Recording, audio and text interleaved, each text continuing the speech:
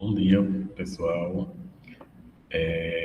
Na aula de hoje, nós vamos estudar o intertexto e o interdiscurso, né? Lembrando que nós já havíamos visto a questão da intertextualidade nas aulas anteriores, mas hoje, ainda continuando com essa questão do intertexto, da intertextualidade, vamos analisar, né, aprender sobre o interdiscurso. Então, essa aula foi produzida, né, por Catarina Santos, que sou eu, Tiago Henrique, Rebeca, Moisés e Clarice, Maria Clarice. Então, para começo de conversa, nós vamos analisar duas obras, né? Essa primeira intitulada O Nascimento de Vênus, de Sandro Botticelli, né? Que é de uma obra de 1843, ou seja, fazendo a época em que ela foi produzida, né? É a época do Renascimento. Então, século XV, e nós observamos, a fazer a análise dessa obra, que é o homem, nós temos aí, desculpa, nós temos aqui, nessa primeira obra, um homem como centro do universo, né? Ou seja, uma Vênus que nasce da água, né? Da natureza, que representa o pensamento daquela época, né? Que era desculpa, antropocêntrico, no qual o homem, né, a figura do homem, o homem era o centro de tudo, né? Então, essa obra, né, esse discurso aí, né, de Botticelli, ele representa muito a grandiosidade humana, né? A beleza, né? E então ela representa a humanidade, certo? Já quando nós observamos o segundo quadro, que é intitulado Nascimento de Vênus, depois de Botticelli, que é de Vic Muniz, né, uma obra de 2018, ou seja, contemporânea, 2008, desculpa, uma obra contemporânea. Ao analisar os dois quadros, as duas pinturas, nós observamos uma intextualidade, não é isso? Nós observamos que a segunda é uma releitura da primeira, na verdade, né? O homem continua aqui como centro, né, do quadro. Então, nós já observamos que há uma relação entre elas. Mas, será que existe também a relação no discurso? Né? É o mesmo discurso? Ou ambas têm discursos diferentes? Vamos analisar. Primeiramente, né, Vic Muniz, ele é um artista contemporâneo. Então, uma característica das obras contemporâneas é a crítica social, né?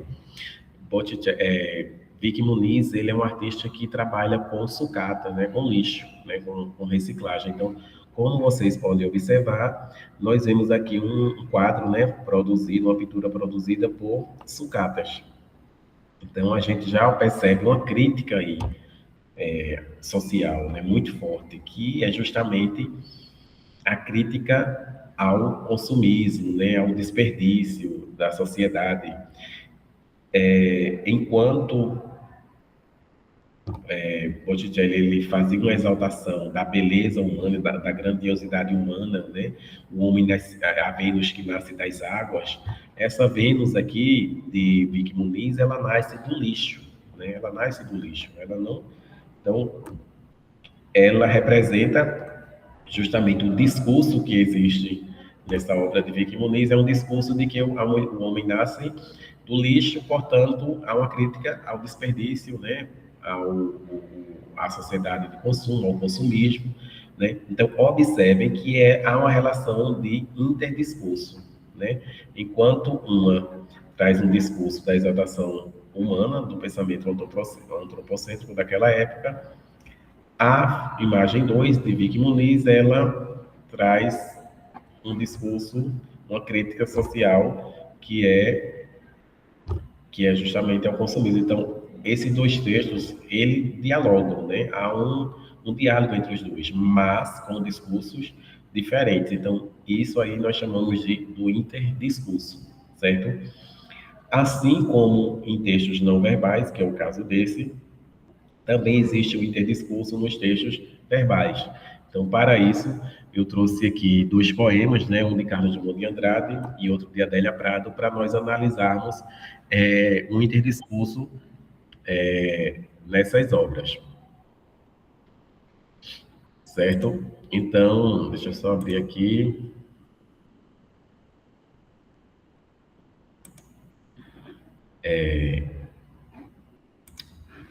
Então, o interdiscurso, vamos analisar essa questão do interdiscurso aqui nessas obras. Então, vamos primeiro ver o momento histórico, né? Esse poema de Sete Faces de Carlos Drummond de Andrade, né?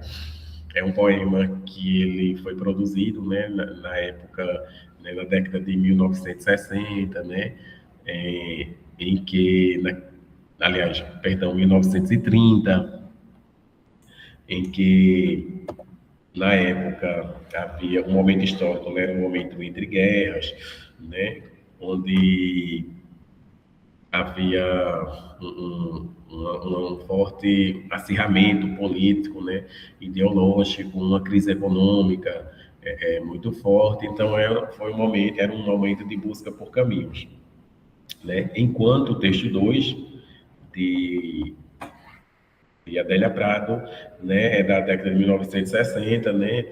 Naquela época, as mulheres lutavam por se fazer ouvir, né? A luta por igualdade de direitos, igualdade de gêneros, igualdade de gênero. Então, é a continuidade do discurso feminista daquela época. Então, nós já vimos os contextos de cada produção.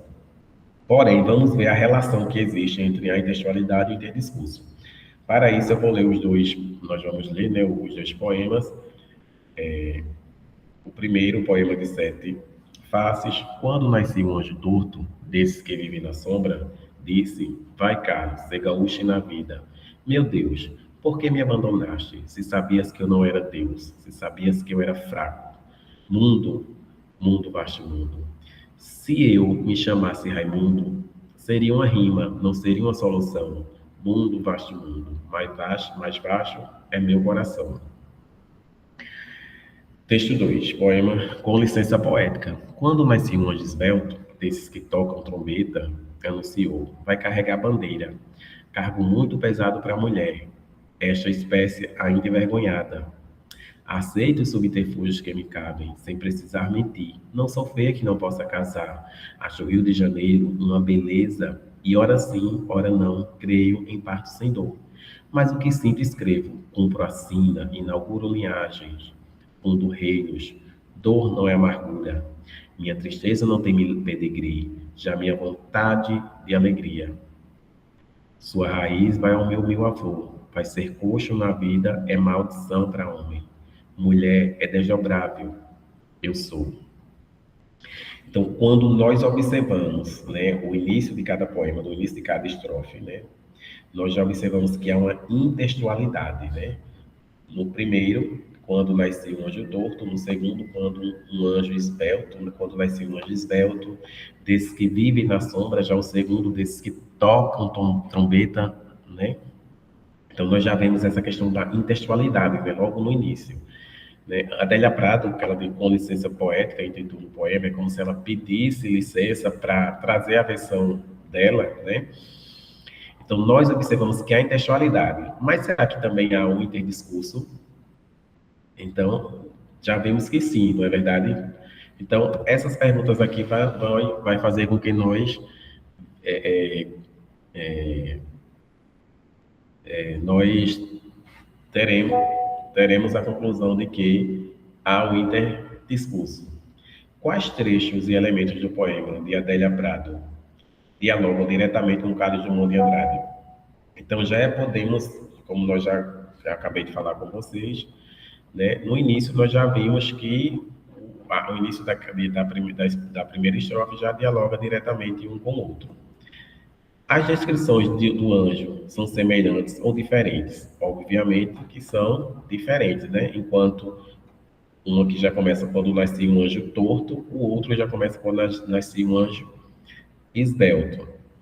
Então, as descrições são diferentes, não é isso? Porque o primeiro, O anjo torto é como se ele vivesse na sombra, como se ele não cabesse, é uma pessoa diferente, quando ele diz aí, guache na vida, ou seja, uma pessoa diferente, ou seja, uma pessoa inadequada ao mundo, não é verdade? Já no segundo, né, o anjo toca a trombeta e a gente já prenuncia, né, que o eu lírico vai carregar vai lutar por uma causa, né? Porque aí vai carregar a bandeira, isto é, não é? Vai carregar a bandeira aqui. Então isso quer dizer que vai lutar por uma causa, né? Vai ser referência em seu meio. Enquanto o primeiro ele vai estar inadequado ao mundo, o segundo ele vai ser referência no meio, ele vai lutar por uma causa, né? Então, a segunda pergunta é sobre o contraponto, né? É possível depreender no poema de Adélia Prado um contraponto à vista do poema de Drummond. Qual é esse contraponto, né? Obviamente sim, né? Por quê?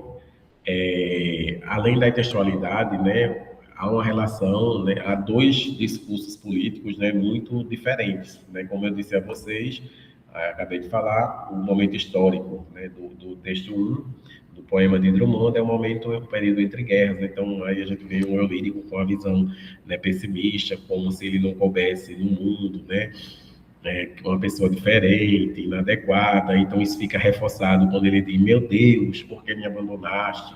Você sabia que eu era fraco? Então ele vem com esse discurso, né, de um desespero, né, que ele não cabe naquele mundo, né, no momento, né, da época, né. Já o texto 2 nós já vemos um discurso, né, que a mulher aí, ela diz, vai carregar uma bandeira, né, então há uma luta por causas, né? Uma forte, a gente observa aí uma forte expressão feminina da década de 1960, né? Então esse tipo de relação entre discursos, né? E os elementos de produção, ou seja, o contexto histórico, né? O momento, né? Nós chamamos isso de interdiscursividade, né? Então, quem fez o texto, para quê, em que momento histórico, né, ele foi feito, produzido, qual a finalidade. Então, nós vemos aí dois discursos, né, com finalidades diferentes, né. Há uma relação de intextualidade, porque um texto, ele parte de outro, né, que serviu de inspiração para a produção do outro, mas também a interdiscursividade, porque eles têm discursos distintos, né, discursos diferentes. Então, para reforçar, para concluir essa questão, essa reflexão sobre a interdiscursividade, né, tem aqui o conceito, né, isso que está escrito aí no slide, é justamente o que nós acabamos de discutir. Então, a interdiscursividade é a relação entre dois discursos que é caracterizada por um citar o outro, né, implícita ou explicitamente. Então, eu trouxe uma atividade, né, com o tema carnaval, né, que tem tudo a ver com esse momento, com essa época, né, que é um verso de uma canção de Chico Buarque e uma charge de Ziraldo, né? Vocês vão analisar para ver essa questão do intertexto e a interdiscursividade nesses dois textos, né? Então, aqui tem algumas perguntas para que respondamos e fazermos as reflexões e chegar à conclusão se há essa intextualidade, esse análise desse interdiscurso, para que na próxima aula nós possamos corrigir. Então, o tempo já está acabando, espero que tenham gostado da aula, certo? Então, até a próxima, pessoal.